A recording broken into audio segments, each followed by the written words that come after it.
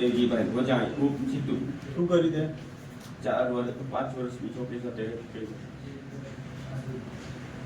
ક્યાંનો છે તું? જીતુ નવાગઢ શું કરે છે તું? બકાલાનો ધંધો કરું છું. કઈ જગ્યાએ?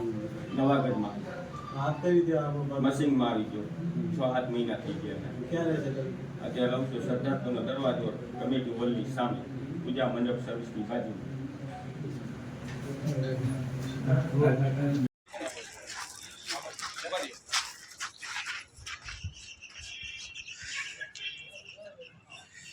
સાથે દુષ્કર્મની ઘટના થયેલી છે. શું આખો બનાવ શું હતો અને આ શખ્સ કોણ છે?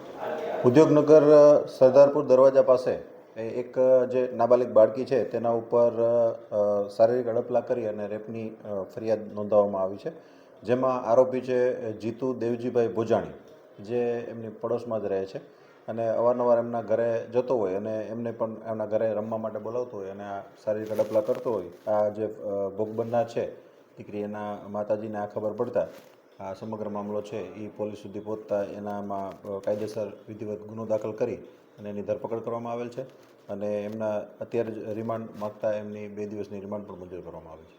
એવા શખ્સ કોણ છે અને શા માટે બાળકીને આવું કર્યું? શખ્સ છે એમનું નામ મેં અગાઉ કીધું એમ જીતુ દેવજીભાઈ ભોજાણી છે. એ મજૂરી કરે છે અને 35 વર્ષની ઉંમર છે એમની, અને એ બાળકી નાની ઉંમરની છે અને એમને બોલાવીને આમ માનસિક રીતે થોડો પેલો લાગે છે એટલે એના આધારે એ બોલાવીને એને શારીરિક અડપલા કરતો હતો. એના આધારે આ ગુનો દાખલ કરવામાં આવ્યો છે. આજે શખ્સ છે તેમના ઘરે જ બોલાવતો હતો, એકલતાનો લાભ લઈને આવું કૃત્ય કર્યું? હા, એમને રમવા માટે બોલાવતો હતો અને નાસ્તો આપવા માટે બોલાવતો હતો અને જ્યારે છોકરી રમતી હોય ત્યારે ઘણીવાર એના ઘરે જવાની ટ્રાય કરતો હતો. સાહેબ, આ તો બનાવ કઈ રીતે સામે આવ્યો?